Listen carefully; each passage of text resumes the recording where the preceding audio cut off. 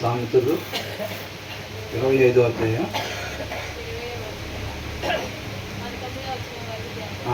20వ వచనం నుంచి ధ్యానించుకోవాలి.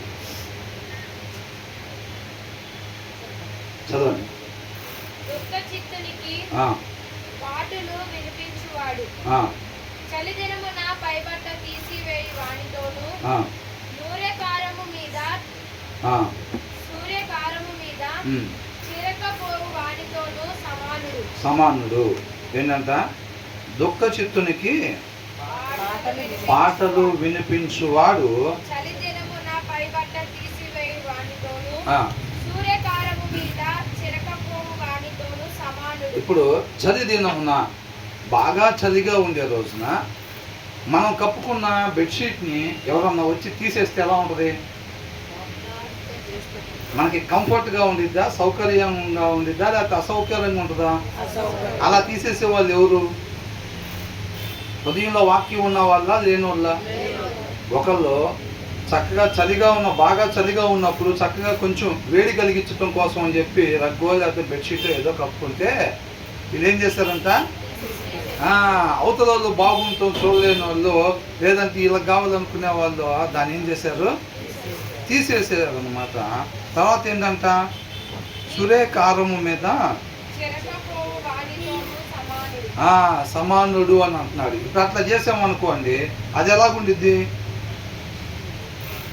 Like vinegar poured అనే వుండ్. ఒక గాయం మీద వెనిగర్ పోస్తే ఎలాగుండిద్ది? అవునా? మరి ఇప్పుడు అలాగుండిద్ది అనమాట. ఇక్కడ ఒక వ్యక్తి ఉన్నాడంట. ఎవరైనా? Is one who sings songs to a heavy heart అని అంటున్నాడు. అంటే బాధలో ఉన్న వాళ్ళతో, దుఃఖంలో ఉన్న వాళ్ళతో, వాళ్ళు అట్లా ఉన్నప్పుడు అంట ఈయన ఆయన దగ్గరికి వెళ్ళి సంతోషకరంగా ఉండే, ఈ జాయ్ఫుల్గా ఉండే, ఈ హ్యాపీగా ఉండే సాంగ్స్ ప్లే చేసేవాడు అలాంటి వాడు అని అంటున్నాడు.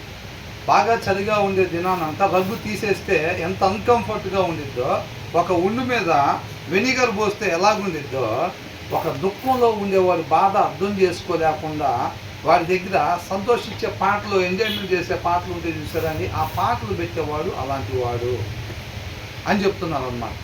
మనకి ఎందుకు చెప్పారు ఈ విషయం? కాబట్టి ఏంటంట, బాధలో ఉండే వాళ్ళతో మనం కూడా బాధపడేవారుగా ఎలా ఉండాలంటే, ఒకళ్ళు బాధలో ఉన్నారు, ఒకళ్ళు దుఃఖంలో ఉన్నారు, మనం ఏం చేయాలంటే వాళ్ళని చూసినప్పుడు మనకు రావాల్సిన భావం, మన హృదయంలో సమృద్ధిగా వాక్యం ఉన్నది అనే దాని గురించి మనకి సింబాలిక్గా బయటకు వచ్చేది ఏంటంటే, వాళ్ళని చూసినప్పుడు వాళ్ళు ఈ పరిస్థితిలో ఉన్నామండి, మా ఇంట్లో వాళ్ళు ఇలా ఉంది, లేదా మా అబ్బాయి ఇట్లా ఉన్నాడు, హాస్పిటల్లో ఉన్నాడు, మా ఆయనకి ఇట్లా ఇంట్లో పరిస్థితులు, మా ఇంట్లో పరిస్థితులు ఇలా ఉన్నాయి అని చెప్పినప్పుడు అది మన ఇంట్లో ఉంటే ఎలా ఉంటుంది, మన అబ్బాయికి అట్లా ఉంటే ఎలా ఉంటుందో ఆ ఫీల్ మనకి కలిగిపోవాలన్నమాట. అర్థమవుతుందండి? అలా కలిగిపోయి ఇమ్మీడియట్గా మన రియాక్షన్ ఎలా ఉండాలంటే, మనం ఆ ప్లేస్లో ఉంటే ఇతరుల నుంచి మనం ఏం కోరుకుంటామో, ఏం పర్లేదండి, పర్లేదు, ప్రార్థన చేద్దాం, మేము కూడా ఉన్నాము, ఇద్దరం కలిసి ప్రార్థన చేద్దాం, మన దేవుడు ఆలకించే దేవుడు, మనకి తప్పేం చేయలేదు కదా, కానీ ఆ పరిస్థితి వచ్చింది, దేవుడు ఎందుకోసం ఎల్లో చేశాడో, మనం ఏం నేర్చుకోవాలని ఎల్లో చేశాడో దాన్ని మిస్ అవ్వకుండా చక్కగా నేర్చుకుని ఆయన నామాన్ని మహింపరిచేటట్టుగా మనం ఉందాము. మనం తప్పు చేయకపోయినా ఈ పరిస్థితి మనకు వచ్చింది అని అంటే అది మనకి ఇంకా మేల్లోకి నడిపించడానికే వచ్చింది. కాబట్టి తప్పనిసరిగా మేము కూడా ఉన్నాము, కలిసి ప్రార్థన చేద్దాము, దేవుడు తోడుగా ఉంటాడు, ఇబ్బంది లేదు అని ఎవరన్నా వచ్చి మనం అనాలని మనం కోరుకుంటాం. మనకు ఆ పరిస్థితి ఉందనుకోండి, ఎలా ఉంటుందంటే ఆ టైంలో లోన్లీగా ఉంటుంది. అర్థమవుతుందండి? ఆ లోన్లీగా ఉండిద్ది. అదే నా పరిస్థితి ఇట్లా వచ్చింది, మిగతా వాళ్ళంతా ఎవరు పనులు చేసుకుంటున్నారు, అట్లా ఉన్నట్టుగా ఉండిద్ది అనమాట. ఆ టైంలో ఎవరన్నా వచ్చి అక్క బాధపడద్దు అన్న, బాధపడద్దు అన్న, మనం ఏం తప్పు చేయకపోయినా ఈ పరిస్థితి మనకు వచ్చిందంటే దేవుడు ఇంకా సంపూర్ణతలోకి, మనల్ని సత్యంలో సంపూర్ణతలోకి నడిపించడానికే దాన్ని ఎల్లో చేశాడు. కాబట్టి ప్రార్థన చేద్దాం. ఏ ఉద్దేశం కొరకు దేవుడు దాన్ని మనకి ఎల్లో చేశాడో ఆ ఉద్దేశ ప్రకారంగా మనం ఉండేటట్టుగా నేర్చుకుందామన్నా అని చెప్పి నేను కూడా ఈ 2 రోజులు మీతో పాటే ఉంటాను. చక్కగా మనం ప్రార్థన చేసుకొని మన దేవుల్లో ఆనందించే వరకు ఉందాం అని చెప్పి చెప్తారు. అవునా? మనం ఆ పరిస్థితుల్లో ఉంటే ఇతరుల నుంచి అది కోరుకుంటాం. అవునా కదా? అవునా కదండి? కాబట్టి మనం కూడా ఏం చేయాలంట, ఎవరన్నా ఆ పరిస్థితుల్లో ఉన్నారు అని మనకు తెలిసినప్పుడు, అమ్మయ్య ఇకనే వాళ్ళ జరిగింది, మనకు జరగల, ఏంటంట, వాళ్ళ అబ్బాయికి బాగోలేదు మన అబ్బాయికి కాదు కదా అనుకుని ఇంట్లో పైసలు వండుకోవటం, శుభ్రంగా తీసుకెళ్ళి పెట్టడం, లేకపోతే ఇంకోటి చేసుకోవటం, అంటే హ్యాపీయెస్ట్ సెలబ్రేషన్ చేసుకుంటారు చూసారండి. అలాగా మనం ఉండకూడదు అని అంటున్నాడు అనమాట. అలాంటి వాడు ఎలాంటి వాడు అంటే, ఒకడు చలిగా ఉన్నప్పుడు బాగా వేడి కలిగించటానికి రగ్గు కప్పుకొని ఉంటే దాన్ని తీసేసేవాడు ఎలాంటి వాడు, ఇలాగ దుఃఖంలో బాధలో ఉన్నప్పుడు నవ్వేవారితో మనం నవ్వేవారుగా ఉండాలి, ఏడ్చేవారితో మనం ఏడ్చేవారుగా ఉండాలి అన్నమాట. వాళ్ళ బాధ ఆ ప్లేస్లో నేనుంటే, అందుకనే ఒక పదం వాడారు, మంచి సమరయునిలాగా. మనల్ని ఎలా ఉండమంటున్నారంటే, ఆ బాధలో దుఃఖంలో ఉన్నప్పుడు ఆ వ్యక్తి ఇతరుల నుంచి ఏం కోరుకుంటాడు, నన్ను ఎవరన్నా వచ్చి ఇలా ఓదారిస్తే బాగుండు, మేము తోడుకున్నాము, మనం ఇట్లాగా ప్రార్థన చేద్దాం అనేవాళ్ళు ఎవరన్నా ఉంటే బాగుండు అని అనుకుంటారు చూసారండి. ఆ వ్యక్తిలాగా, అంటే అనుకునే వ్యక్తిలాగా కాదు, ఆ ఉండాలని అనుకుంటారు చూసారా. మంచి సమరయుడు గాయాలతో పడిపోయాడా? మంచి సమరయుడు గాయాలతో పడిపోయిన ఆయనకి సహాయం చేశాడు అన్నమాట. కాబట్టి నువ్వు అలాగా సహాయం చేసేవాడిగా ఉండు, బాధలో బాధపడేవాడిగా ఉండు, ఆనందంలో ఉండేవాడితో ఆనందించేవాడిగా ఉండు, ఎదుటి వారి యొక్క భావోద్రేగాల్ని అర్థం చేసుకుంటా ఆ సత్యంలో ముందుకు సాగిపోయేవాడిగా ఉండు అని అంటున్నాడు. అవతల వాళ్ళకి ఏముంది ఇట్లాగైందండి అని అంటే, అమ్మో ఇంక నేను మన అబ్బాయికి అయితే అయిపోయి వాళ్ళు కాబట్టి అట్లాగా ఉంటున్నారు, లేకపోతే అట్లా అని మనకు కాదు కదా అని అనుకోకూడదు. ఇట్లా వచ్చి పాటలు పాడేవాళ్ళు ఎవరు? దుఃఖ చిత్తునితో ఏమన్నా అక్కడ చూసారండి. దుఃఖ చిత్తునికి ఏమి వినిపించాలి? అసలు ఓదార్పు కావాలి. అవునా? ఈయన ఏం చేస్తున్నాడంట? హ్యాపీనెస్, జాయ్కి సంబంధించిన పాటలు వినిపిస్తున్నాడు. వినిపిస్తుంటే ఏంటి దాని అర్థం ఏంటి? వాళ్ళ కిందకి నీళ్ళు రాలేదు కదా అని. అదే ఆయన కిందకి నీళ్ళు వస్తే అట్లాగే పాటలు పాడుకుంటూ ఉంటారా? లేకపోతే ఇంకొక వ్యక్తి ఎవరన్నా వచ్చి నా దగ్గర సంతోషించే పాటలు ఏదన్నా పెడితే బాగుందని అనుకుంటారా? మనం అలా ఉండకూడదు అని అంటున్నాడు. కానీ మనం పైకి అలాగే ఎవరన్నా బాధలో దుఃఖంలో ఉన్నప్పుడు నేను పోయి ఓదార్చేవాడిగా ఉండాలి అని మనం అనుకున్న ఆ గుణలక్షణం కలిగి ఉన్న యేసయ్య, వాక్యం అనే యేసయ్య మన హృదయంలో లేకపోతే మాత్రం మనకి ఆ భారము రాదు. ఎవరికన్నా ఇట్లాగా అన్న పరిస్థితి ఇట్లా అయిందని అంటే, అవునా అసలు వాళ్ళ ఇంటి దగ్గర నుంచి ఫోన్ వచ్చి అండి ఇట్లాగైందండి పరిస్థితి అని అంటే ఎలాగా కలిగిద్దో అలాంటిదే మనకి కలగాలి. ఎవరన్నా పరిస్థితులు బాగోలేదు అన్నప్పుడు అది మన హృదయంలో సమృద్ధిగా దేవుని వాక్యం ఉన్నప్పుడు మాత్రమే కలిగిద్ది. లేకపోతే అనుకుంటాం అంతే, కానీ అది మనకి కలగదు. అది కలగనప్పుడు నువ్వు మంచి సమరయులాగా నువ్వు నేను ఉండలేము. అర్థమవుతుందండి? అది మన ఇంట్లో జరిగింది, అది నాకు జరిగింది అనుకున్నంత భారం మనకి కలగపోతే, ఆ ఫీల్ కలగపోతే నువ్వు మంచి సమరయుడు ఎలాగుంటావో నువ్వు నేను అవతలోళ్ళకి అలాగా ఉండలేము. అనుకుంటే ఉండలేము. ఆ హృదయం ఎప్పుడైతే మనలో, ఆ దేవుని వాక్యం మన హృదయంలో ఎప్పుడైతే ఉండిద్దో అప్పుడే నువ్వు నేను ఆ పరిస్థితిని బట్టి మంచి సమరయుల్లాగా ఉంటామో. అర్థమవుతుందండి? మన వల్ల అయ్యే పని కాదు అది. అలాగే ఎవరైతే బాధలో ఉన్నారో వాళ్ళు ఓదార్చే పని, ఆనందంలో ఉండేవాళ్ళు, అన్న ఇట్లాగైంది, అబ్బాయి చక్కగా వాటి నుంచి ఇలా ఉంటున్నాడు, వాడి చదువుతుంటే వాక్యం చక్కగా అర్థమవుతుంది, వాడు ప్రార్థన చేస్తుంటే దేవుడు ఆలకిచ్చి జవాబును దయచేస్తున్నాడు, ఇట్లాగ ఆత్మీయంగా పిల్లలు ఇట్లా ఉంటున్నారని చెప్పినప్పుడు అది వాళ్ళ పిల్లలు అయితే ఎంత ఆనందంగా ఉంటారో వీళ్ళు కూడా అంత ఆనందించేవారుగా ఇది మనలో కలగాలన్నమాట. పైకి మాత్రం అవునా సిస్టర్, అవునా బ్రదర్, చాలా కంగ్రాట్స్ బ్రదర్, మంచిది, మంచి పిల్లలను దేవుడు ఇచ్చాడు, లోపల బాధ కలుగుతుంది అనుకోండి. మనం ఏంటంటే పైకి వాక్యులు అలా ఉండమన్నారు కాబట్టి మనం అలా ఉండేదాన్ని ప్రయత్నం చేస్తున్నాం తప్ప వాళ్ళ విషయం చెప్పినప్పుడు లోపల మనకి బాధ కలిగిద్ది. అర్థమవుతుందండి? అనుకుంటాం అంతే, కానీ ఆ భారం మనకు లోపల మనకి ఆ భావోద్రేకం కలగట్లేదన్నమాట. వాళ్ళతో పాటు అదే వాళ్ళ పిల్లలు ఇలాగంట అన్న ఇట్లాగా పరిస్థితి బాగోపోతే అబ్బాయి హాస్టల్లో ఉంటున్నాడు, వాళ్ళు అన్యులు, తర్వాత వాళ్ళు వచ్చి వాళ్ళ పరిస్థితి ఇబ్బందికరంగా ఉంటే వాళ్ళందరికీ వాళ్ళే వచ్చి చక్కగా ప్రార్థన చేసుకోవటం, ఎప్పుడన్నా బైబిల్ చదువుకోవటం చూసి కొద్దిగా ఇట్లాగా ప్రేయర్ చేయమని వచ్చి అడిగారు అంటన్నా. అసలు బాగా ప్రార్థన చేశాడు, నాకు ఆ విషయం ఫోన్లో చెప్తే చాలా హ్యాపీగా అనిపించింది అంటే వచ్చి షేర్ చేసుకున్నప్పుడు ఆ విషయం మనకి చెప్తే ఎలా ఉండాలి? మన పిల్లలే అట్లా చేస్తుంటే కనుక ఎలాంటి భావోద్రేకం మనకి కలిగిద్దో ఆ భావోద్రేకం మనకి కలిగేటట్టుగా ఉండాలి. అలాంటి హృదయం మనం కలిగి ఉండాలి. అలాంటి హృదయం ఒకరికి కలిగి ఉంది. ఎవరు? యేసయ్య. కాబట్టి ఆయన్ని మనం హృదయంలో పెట్టుకున్నట్లయితే అటువంటి భావోద్రేకాలే మనకి కలుగుతాయిలే. కానీ లేకపోతే ఆ విషయం విన్నప్పుడు అవునా బ్రదర్, మంచిది బ్రదర్, మంచి విషయం చెప్పారు అని పైకి అంటాంలే, కానీ లోపల ఏదో తెలియని బాధ. ఎందుకని? వాళ్ళ పిల్లలు చెప్పారు, మావాడు చెప్పలేకపోతున్నాడు, మావాడు చెప్పలేకపోయాడు.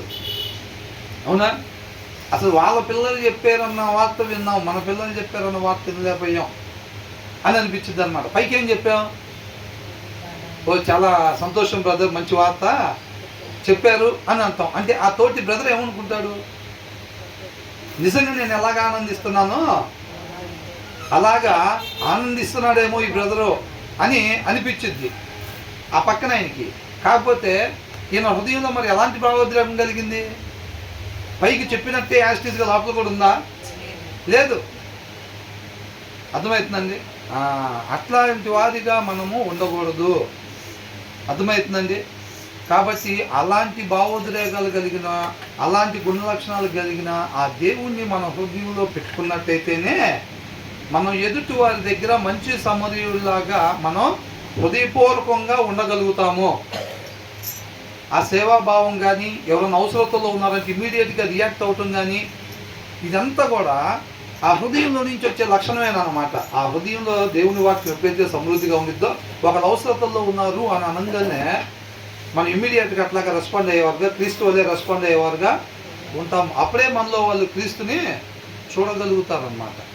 కాకపోతే ఒక్కొక్కసారి లోపల బాధ కలిగిన, బయటికి వాక్యంలో ఇట్లా ఉన్నప్పుడు, అవసరతలో ఉన్నప్పుడు సహాయం చేయమని ఉంది కదా అని అనుకొని అయిష్టంగా పోయి సహాయం చేసేవారంగా ఉంటాం. ఎందుకని అంటే పైకి బలవంతంగా అట్లాగా చేయటానికి ప్రయత్నం చేస్తున్నాం కానీ హృదయం దానికి అక్కడ లేదు.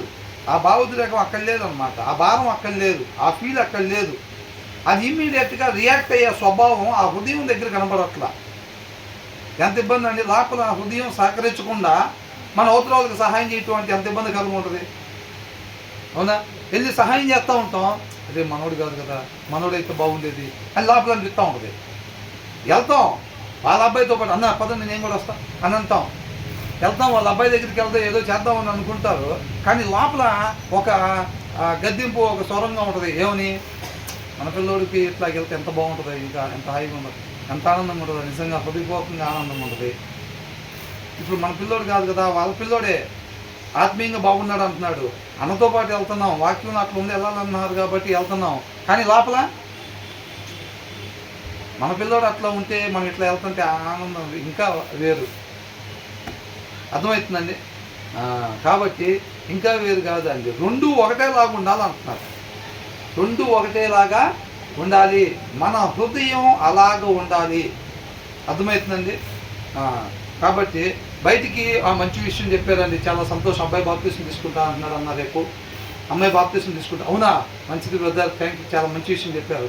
కానీ ఏమంటే మా అమ్మాయి ఇంకా తీసుకోవాలా, మా అబ్బాయి ఇంకా తీసుకోలేదు.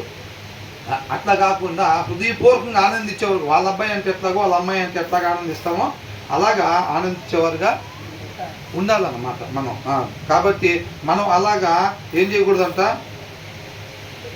చలి దినాన మనం దుప్పట్లో తీసేస్తే ఎలా ఉంటుందో అవతల వాళ్ళకి మనం హెల్ప్ చేసామా, మంచి సమరయుల్లాగా చేసామా, లేకపోతే ఏం చేసామా, అలా పడిపోయినవాడు కాడ జోబులు ఎతికి ఇంకా జోబులు ఏమైనా ఎతికెళ్ళే వాళ్ళలాగా ఉన్నట్టు అనమాట. మనం అలాగ మనం ఉండకూడదు.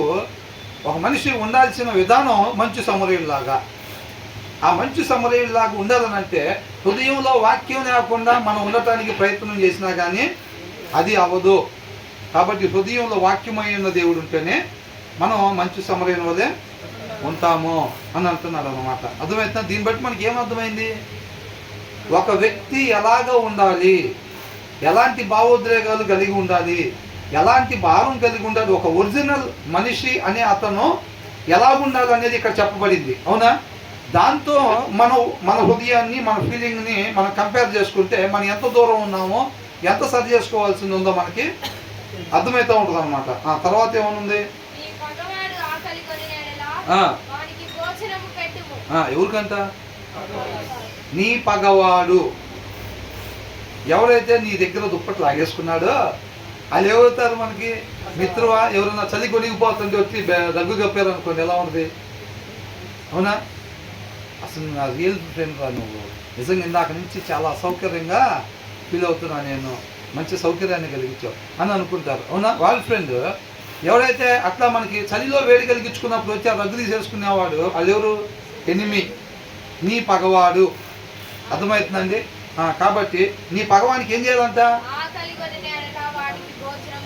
నీ దగ్గరకు వచ్చి ఆ చలి టైంలో నువ్వు నేను రగ్గులు కప్పుకున్నప్పుడు ఆ వచ్చి రగ్గు లాక్కొని వెళ్ళిపోయినోడు ఉంటాడు చూసారండి. ఆ వెళ్ళిపోయినోడు ఆకలిగా ఉంటే నీకు తెలిసి వాడి సరిగ్గా జరిగిందిలే. మొన్న నేను చలిలో అల్లాడిపోతుంటే రగ్గు కప్పుకొని ఉంటాడు, వచ్చి రగ్గు తీసుకెళ్ళాడు, వాడు జరగాల్సిందే. అది తినటానికి లేకుండా దేవుడు చేశాడు.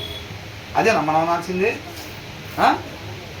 చర్చి మీద రాళ్ళు చేశారు, వాడి కాలు ఇరిగిపోయిందని వార్త వచ్చింది. ఏంటి? వాడు వచ్చి నేను ఇట్లా సౌకర్యంగా ఉంటే వచ్చి చలిలో రగ్గు కప్పుకొని ఉంటా, రగ్గు తీసుకెళ్ళాడు, వాడికి అందుకు తినటానికి లేదన్న వార్త దేవుడు నా చెవును పడేశాడు. నేను నీతిమంతుని కాబట్టి నాకు వాడు అట్లా చేశాడు కాబట్టి వాడికి తినటానికి లేకుండా పోయిందంట. ఆ వార్త నేను వినేటట్టుగా దేవుడు చేశాడు. దేవుడు అట్లా చేస్తాడా? ఎక్కడిదెక్కడ చేయటానికి దేవుడు అట్లా ఉంది? దానికి కాదు. మీ శత్రువు అయినా సరే ఆకలి ఉన్నప్పుడు ఏం చేయాలంట? భోజనం పెట్టాలి. అర్థమవుతుందండి? ఏసైని కూడా కొట్టినప్పుడు ఏసై ఏం చేస్తున్నాడు? తండ్రి మీరేం చేస్తున్నారు తెలియదని క్షమించమంటున్నాడు. వాడు నన్ను కొట్టాడు, అందుకనే వాడికి అట్లా రేపు ఆ శిక్ష పడాల్సిందే వాళ్ళకి అనుకున్నారా? రేపు వాళ్ళు నిత్య నరకానికి నీకు పోవాల్సిందే. వాళ్ళు నన్ను కొట్టారు కాబట్టి తండ్రి అట్లా చేశాడు, నేను నీతిమంతుడు కాబట్టి ఇట్లా చేస్తున్నాడు, వాళ్ళకి అట్లా జరగాల్సిందే అని అన్నాడా? నేను క్షమించి ప్రభు, వాళ్ళు కూడా నీతో పాటు ఉండాలి అంటున్నాడు. అవునా? మనిషి ఉండాల్సిన విధానం ఇలాగా, నాలాగా అంటే, నాలాగా అంటే ఏసేలాగా. కానీ వాళ్ళు ఎలాగున్నారు? మంచివాడైన ఏసైని కొడుతున్నారు అనమాట. అంటే మనిషి ఉండకూడని విధానంగా వాళ్ళు ఉంటున్నారు. వాళ్ళు అలా ఉండకూడదు. వాళ్ళు కూడా మనిషి ఉండాల్సిన రీతిగా ఉండి నీతో పాటు ఏవేగాలు ఉండాలని కోరుకుంటున్నాడు. అంటే వాళ్ళ శత్రువుల్ని ఏమంటున్నాడు?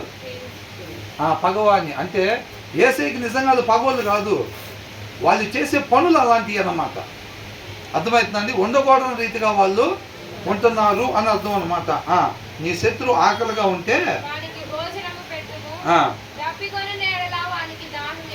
ఏం చేయాలంట?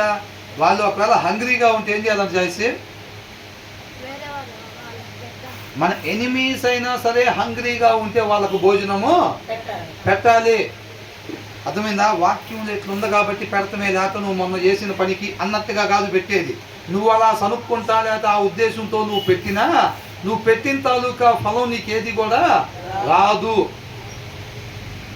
వాక్యంలో అట్లా ఉంది కాబట్టి పెడతాను నీకు, లేకపోతే నువ్వు మొన్న చేసిన దానికి నీకు అట్లాగే పస్తుంటాను నేను అసలు అనుకొని, లేకపోతే అట్లా గొనుగుతా పెట్టామనుకోండి, మనం పెట్టిన దాని ఫలితం కూడా ఏమి మనకి రాదు అని అంటున్నాడు.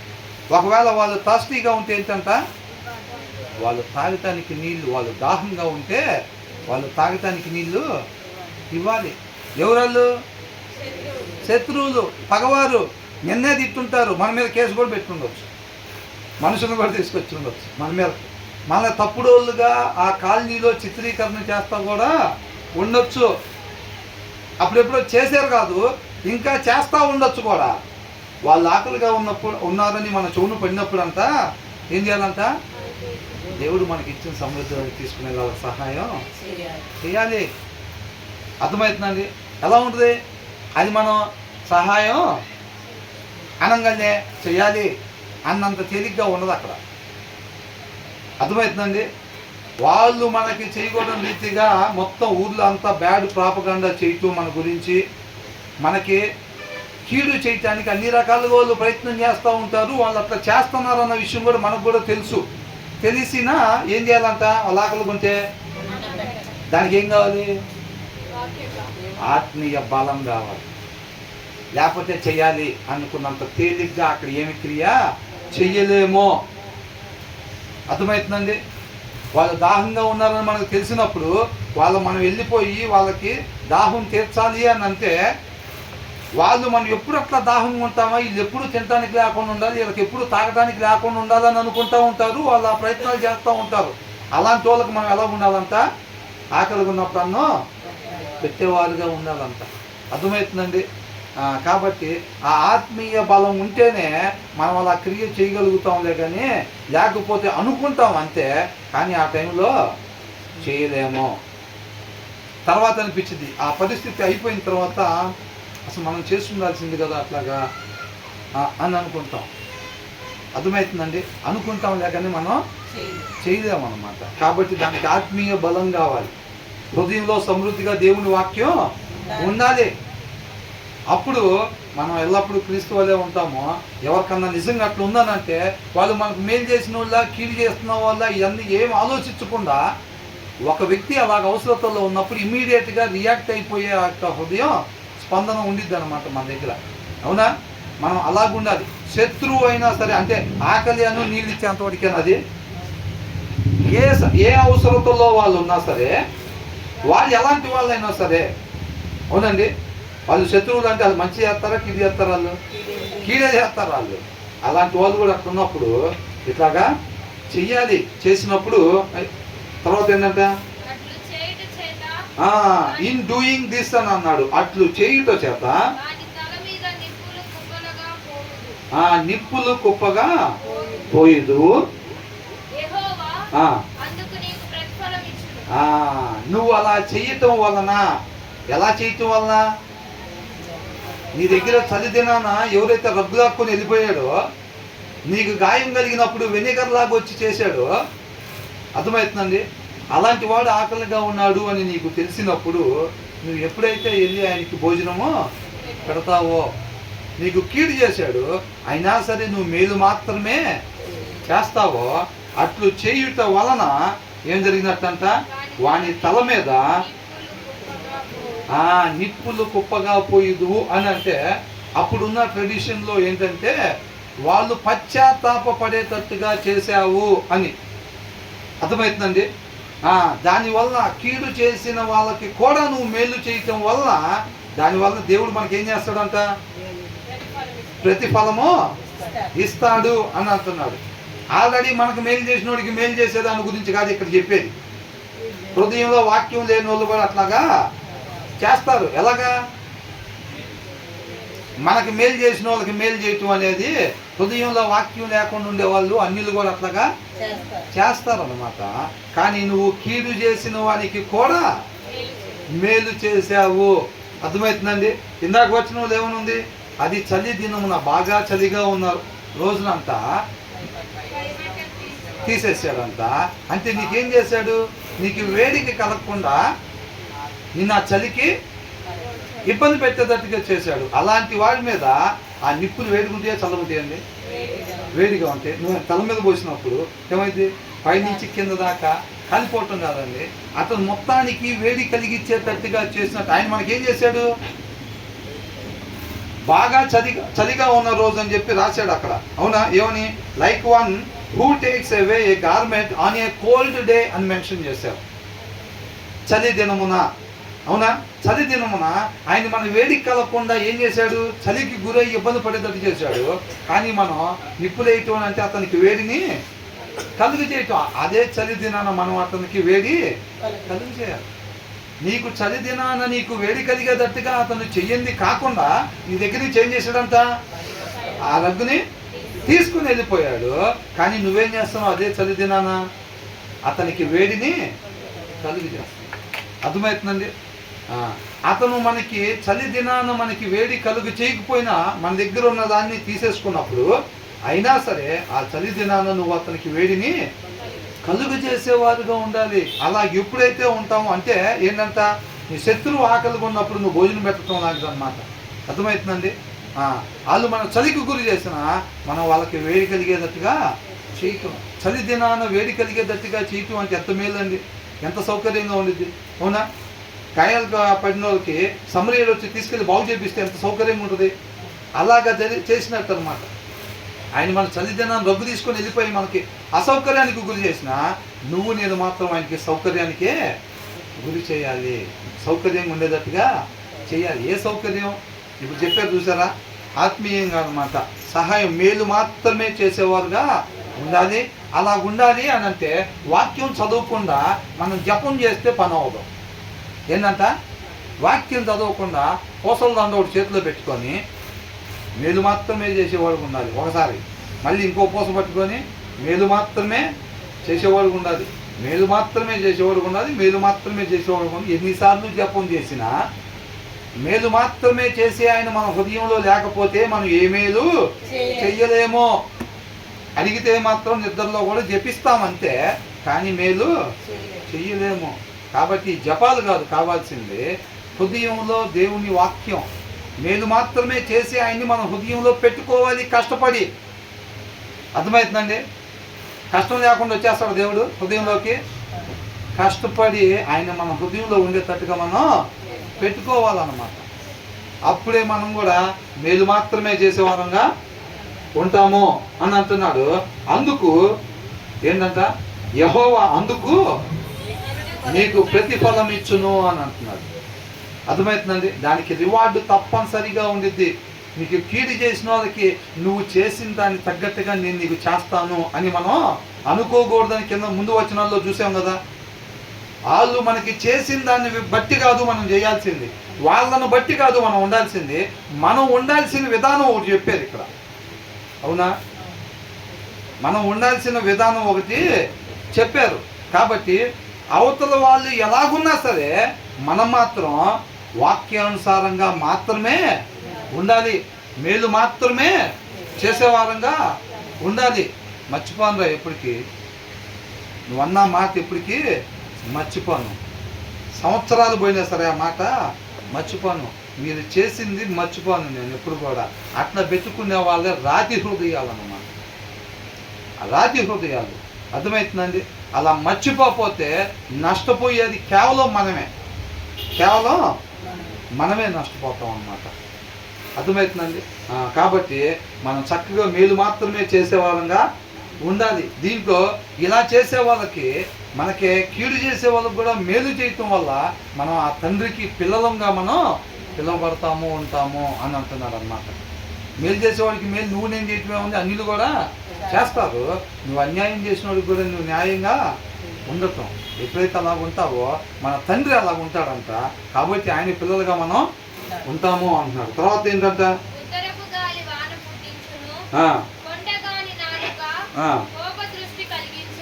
ఉత్తరపు గాలి ఏం చేసిద్దంట, అన్ఎక్స్పెక్టెడ్ రైన్ అని ఇచ్చారు. అంటే హఠాత్తుగా వాన పడిద్దని అనుకోం మనం.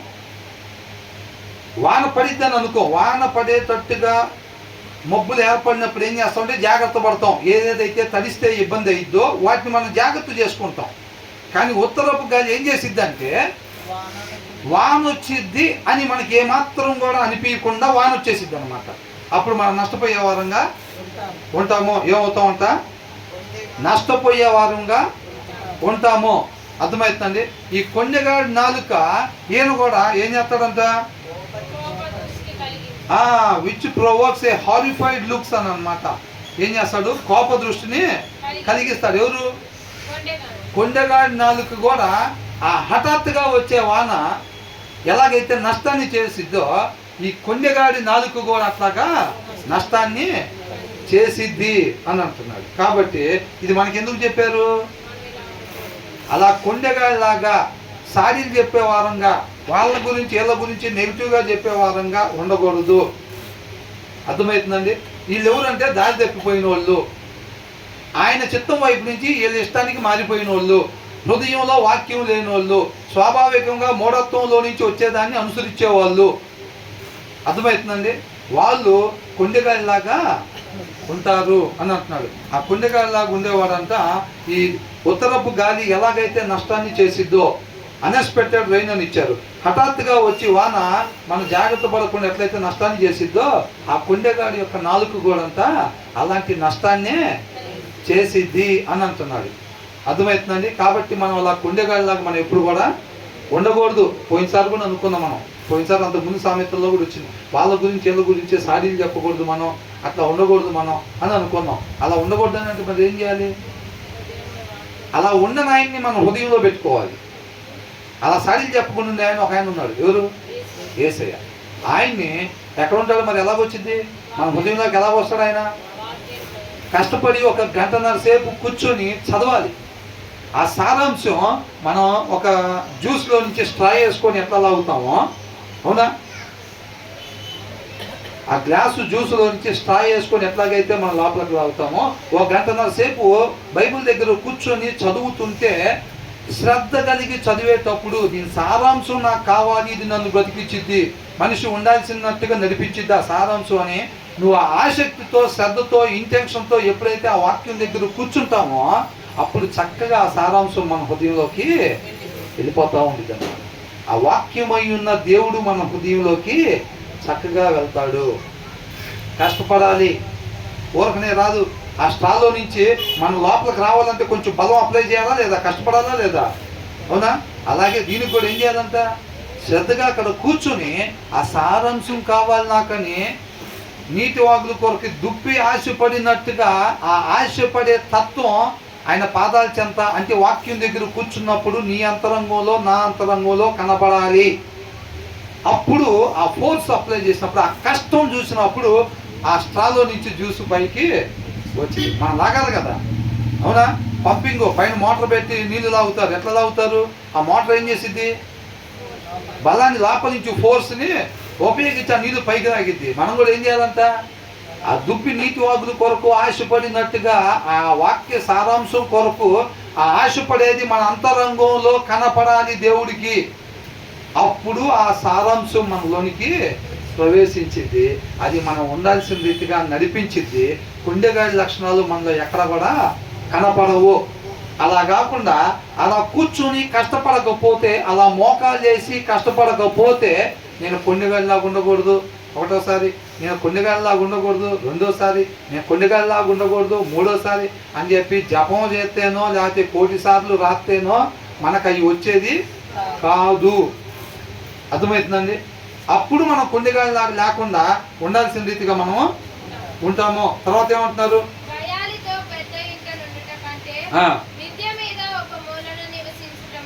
అంటే దీంట్లో అండర్లైన్ వర్డ్ ఏంటంటే గయ్యాల్లాగా మనం ఉండకూడదు. అది హస్బెండ్ అయినా వైఫ్ అయినా ఎవరైనా, అంటే ఒక వ్యక్తి ఎలాగుండాలో రాస్తున్నారు ఇక్కడ, అవునా? ఒక వ్యక్తి గయ్యాలోలాగా ఉండకూడదు. ఎప్పుడు సమాధానం కలిగి, సహనం కలిగి, శాంతి కలిగి, మేలు మాత్రమే చేసేవారంగా ఉండాలి తప్ప గయ్యాలోలాగా మనం ఎప్పుడు కూడా ఉండకూడదు. అవతలని సతాయిచ్చే వాళ్ళలాగా, ఇబ్బంది పెట్టేవాళ్ళగా, పదే పదే దాని గురించి ఎత్తేవాళ్ళగా మనం ఉండకూడదు. గయ్యాలోలాగా ఉండకూడదు అని చెప్తున్నారు అన్నమాట. అర్థమవుతుందండి? గయ్యాలతో పెద్ద మేడలో ఉండే కన్నా పైన చివర అప్పట్లో ఇల్లులు అంట, అప్పట్లో ఇల్లులు చక్కగా స్లాబ్ వేసుకొని ఆ మూల మీద ఒక చిన్నది కన్స్ట్రక్షన్ గదిలాగా కట్టుకుంటారంట. అప్పట్లో ఇల్లులు అలాగుండే.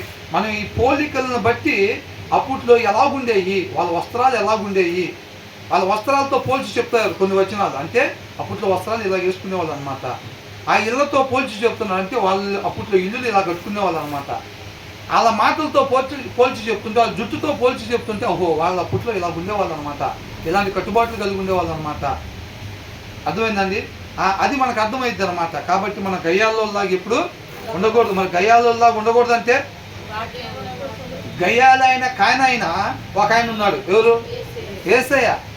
ఆయన్ని మనం హృదయంలో కలిగి ఉంటే అప్పుడు మనం గయ్యాల్లోలాగా లేకుండా ఉంటాంలే. కానీ యేసయ్యని తీసుకెళ్ళి అలమారలో పెట్టి మన వాక్యం చదవకుండా గయ్యాలోళ్ళగా ఉండకూడదు, గయ్యాలోళ్ళగా ఉండకూడదు అని ఎన్నిసార్లు జపం చేసినా మనకు ఉపయోగం. క్విజ్ లాగా ఏంటంట, మనం గయ్యాల్లో ఉండాలా ఉండకూడదు అంటే ఉండకూడదు అంటే రైట్ అని చెప్పి అనగానే మనం సమాధానం చెప్పగానే మనం గయ్యాల్లో లేకుండా పోతామా?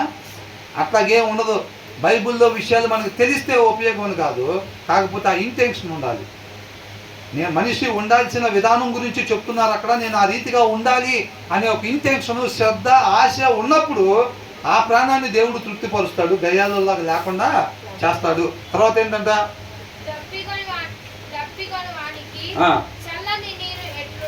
దప్పికొన్న వాళ్ళకి అలాంటి చల్లటి నీళ్ళు ఇస్తే ఎలా ఉంటుంది? ప్రాణానికి హాయిగా ఉండేది, అవునా? ఎట్లుందో అట్లుండును. కాబట్టి మనం ఏంటంట, శుభ సమాచారము చెప్పేవారంగా మనము ఉండాలి. అర్థమవుతుందండి? దూరదేశం నుంచి ఇదివరకు లెటర్లు వచ్చినా కానీ చాలా రేర్గా వస్తాయి అన్నమాట. అట్లాగా, అవునా? అక్కడి నుంచి వచ్చినప్పుడు శుభ సమాచారం ఎట్లా ఉండిద్దో, బాగా దాహంగా ఉన్న వాళ్ళకి చల్లనీళ్ళు ఇస్తే తాగడానికి ఎలా ఉంటుందో అలా దూరదేశం నుంచి వచ్చిన శుభ సమాచారము అట్లుండును. కలకలలు చేయబడిన ఊటయు, ఆ, చెడిపోయిన బుగ్గయు, ఆ, నీతిమంతుడు దుష్టునికి ఆ. లోబడుటయు సమానములు. చూసారంటండి, ఇప్పుడు ఓట వస్తుంది కానీ కలకలు చేయబడిన ఊటయు, ఓట ఏంటంట? ఓట అంటే ఏంటి చెప్పండి? ఓట ఎప్పుడు పనికి వచ్చింది?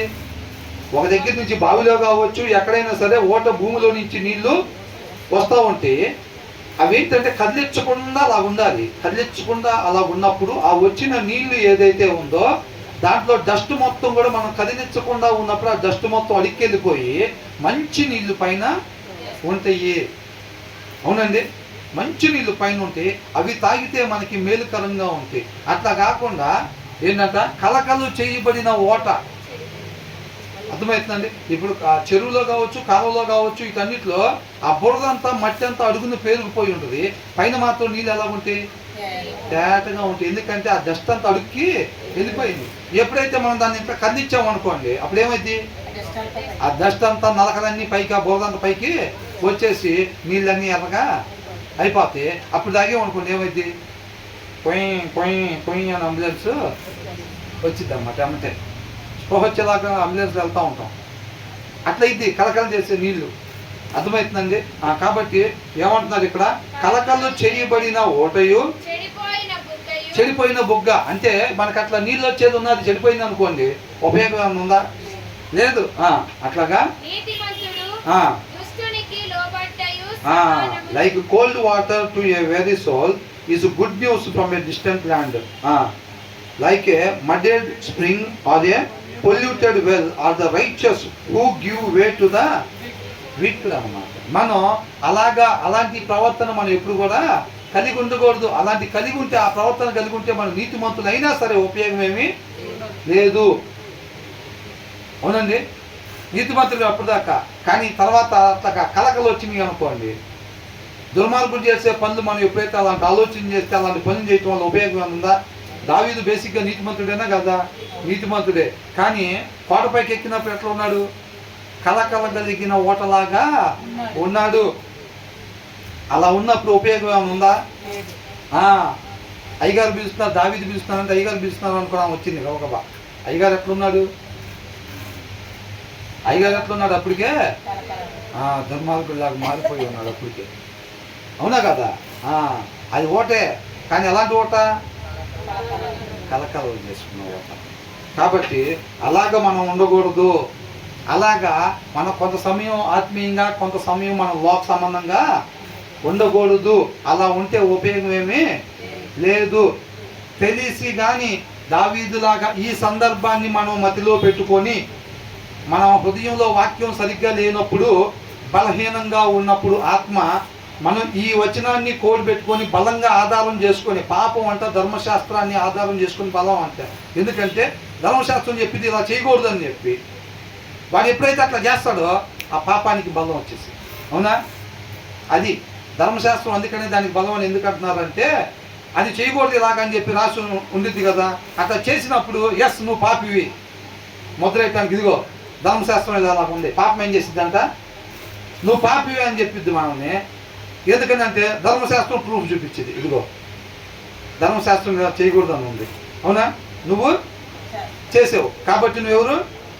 పాపివి అని చెప్పి నిరూపణ చేసిద్ది అన్నమాట. ఆ పాపం అనేది ఆ ధర్మశాస్త్రాన్ని తీసుకొచ్చి కోడి చేసుకునేది. అందుకని అది దానికి బలంగా అయింది అని చెప్పి రాయబడి ఉండిద్ది అనమాట.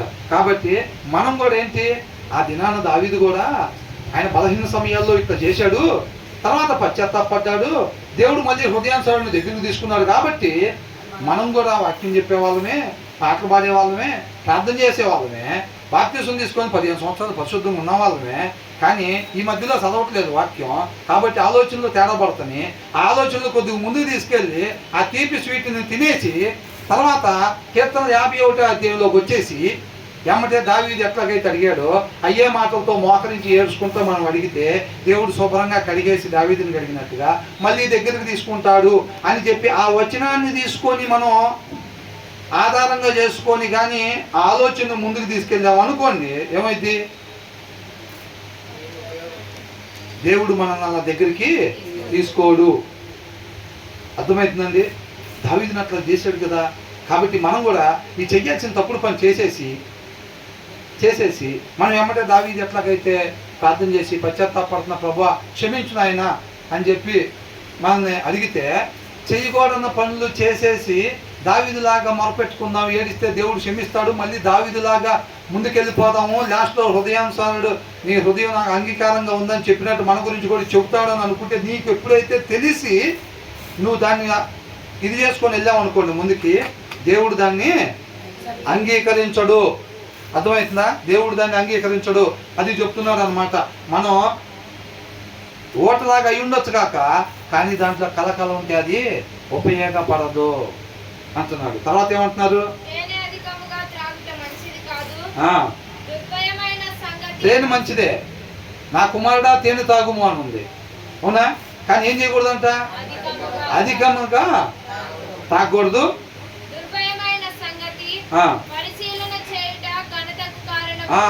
It is not good to eat too much honey, nor is it honorable to search out matters that are too deep అని అంటున్నాడు.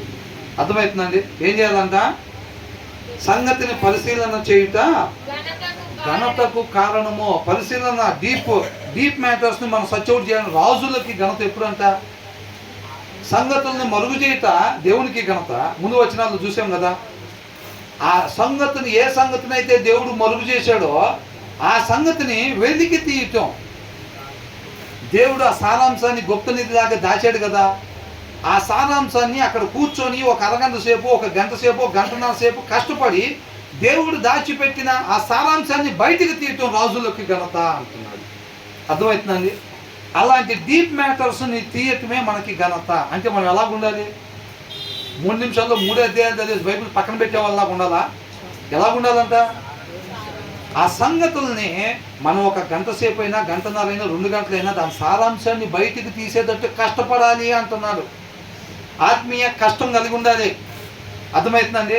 కష్టపడాలి మనం. దేవుడు అది చెప్తున్నాడు. మనం కష్టపడినప్పుడు ఆ దాచబడిన సారాంశం దేవుడు మనకి దయచేస్తాడనమాట.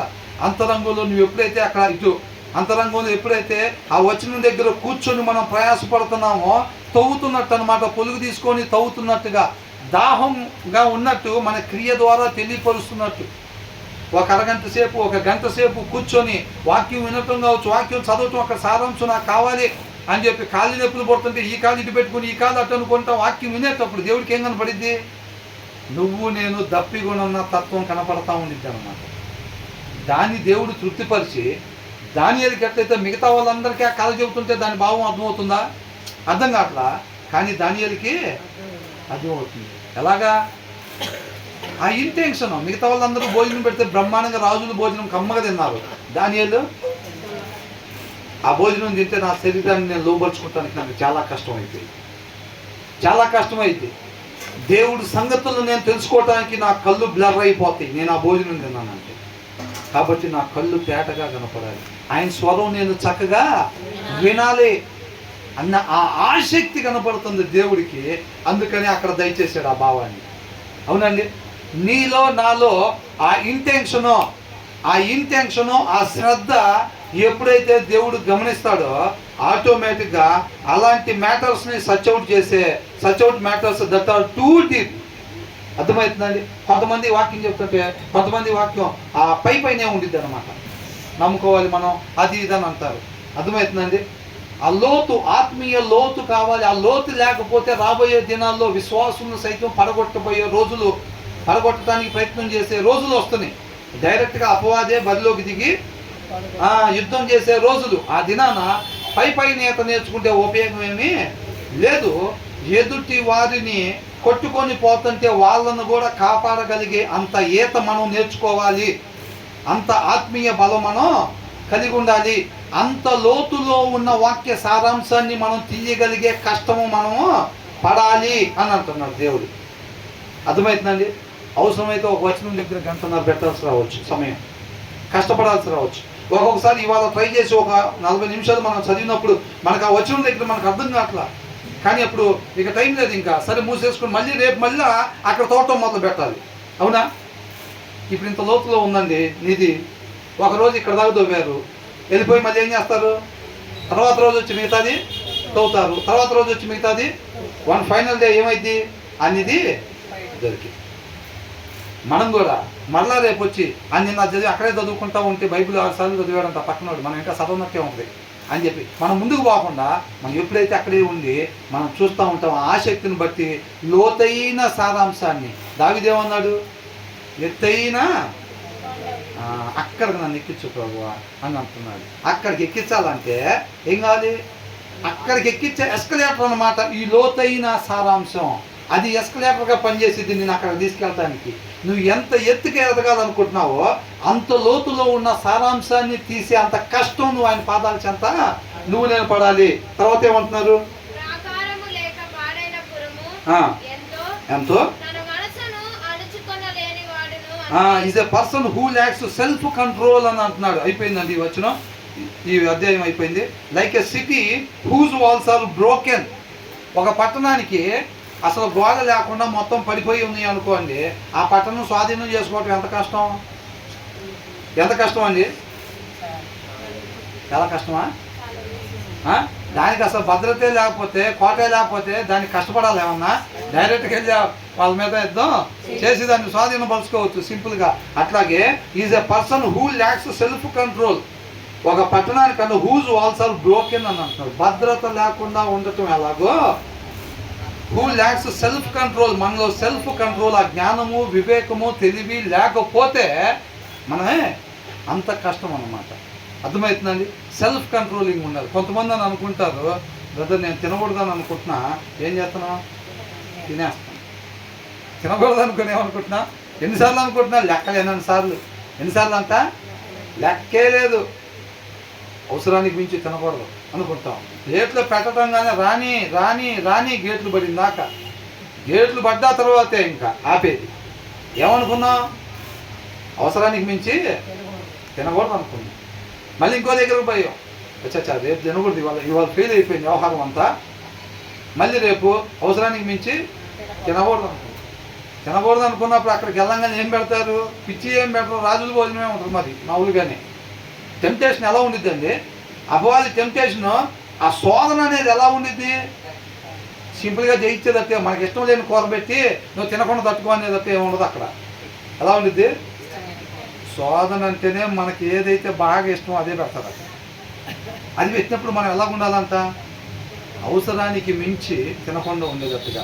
అవసరానికి అంటే నేను 3 ప్లేట్లు అనుకుంటున్నాను పెద్ద అవసరం అంటే మనం అనుకునేది కాదు అవసరం, అవునా? ఆత్మీయ నడిపింపుకి, ఆత్మ నడిపింపుకి శరీరం ఎన్ని క్షణం సహకరించేటట్టుగా ఎంత అవసరమో అంతే తినటాన్ని అవసరానికి తగినట్టుగా తినటము అని అనుకుంటాం. కాబట్టి మనం అనుకుంటాం, కానీ ఇవాళ కూడా నిన్నట్లాగానే అయిపోయిందిరా చాలా అని అనుకుంటాం. అంటే ఎగ్జాంపుల్ ఇది. ఇంకో వేరే విషయంలో కావచ్చు, ఇంకొన్ని కూడా మనం అట్లా చేయకూడదు అనుకుంటున్నాం, అట్లా చేస్తున్నాం. ఇవాళ వాక్యం చదువుదాం అనుకున్నాను, ఇవాళ అట్లాగే పోయింది. సరే రేపు 2 అధ్యాయాలు కలిపి, తర్వాత 3 అధ్యాయాలు, 4 అధ్యాయాలు మొత్తం లెక్కేసుకో ప్రభావం, 1 ఫైనల్ డే ఖచ్చితంగా కంప్లీట్ చేస్తాం బైబిల్ అంటాం. అవునా? ఉండిద్ది అట్లాగా. అది ప్రాకారం లేకపోతేనంట ఎలాగైతే దానికి భద్రత లేకుండా ఉంటుందో సెల్ఫ్ కంట్రోల్ ఉండాలి. సెల్ఫ్ కంట్రోల్ అది దేవుణ్ణి పక్కన పెట్టి మనం అనుకుంటే వచ్చేది కాదు.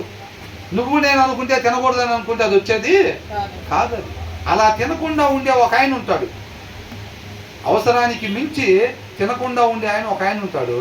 ఆయన మన హృదయంలో ఉండాలన్నమాట. ఇది కూడా దానికి రిలేటెడే బ్రదర్, ఇది కూడా దానికేనా? దానికి కూడా హృదయంలో వాక్యం ఉండాల్సిందేనా? ఉండాలా లేదా? ఉండాలి, అవునా? దానికి కూడా హృదయంలో వాక్యం ఉండాలి. అప్పుడే మనం ఎంతవరకు ఆపాలి, ఎంతవరకు తినాలి, ఏం చేయాలి, మన శరీరాన్ని ఎలా ఉంచుకోవాలి, అలాంటి జ్ఞానము వివేకము తెలివి ఆలోచన మనం కలిగి ఉంటాము. అంతే తప్ప మనం ఆయన సంగతి తీసి పక్కన పెట్టి మనం కంట్రోల్ చేసుకోవాలనుకుంటే మాత్రం అది అయ్యే పని కాదన్నమాట. ఆ ఇంటెన్షన్ ఉండాలి, నేను నిజంగా అట్లా ఉండాలి, అవసరమైనంత వరకు మాత్రమే తిని నేను ఆత్మని అనుసరించేవాడిగా నేను ఉండాలి. శరీరం తిని బ్రహ్మాండంగా టేస్ట్ ఉంది అని అనుకుంటే శరీరం ఇంకా రాని అనేది. శరీరాన్ని అనుసరించే వాళ్ళంగా కాకుండా ఎలా ఉండాలంట, ఆత్మని అనుసరించటం వలన శరీర క్రియలను మనం మరణానికి గురి చేయొచ్చు. శరీర క్రియ భలే టేస్టీగా ఉంది, ఇంకొక ఏమని అడుగు అని అంతా ఉంటుంది. ఆత్మ ఏమంటుంది, అవసరమైనంత వరకే ఆత్మ నడిపింపుకి ఎంతవరకు అయితే అవసరమో అంతవరకే, శరీరం సహకరించాలైతే ఎంతవరకు అవసరం అంతవరకే తినాలి అని చెప్పి ఆత్మ చెప్తా ఉండిద్ది. కాబట్టి దాన్ని అనుసరించడం ద్వారా మన శరీర క్రియల్ని జయించవచ్చు అని అంటున్నారు. అర్థమవుతుందండి? ఈ విషయాలన్నీ కూడా చక్కగా మన హృదయంలో రాసుకున్నట్లయితే కనుక అవి మనల్ని మనిషి ఉండాల్సిన రీతిగా మనల్ని నడిపించేగా ఉంటాయి. దేవుడికి మహిమ కలుగుతుంది.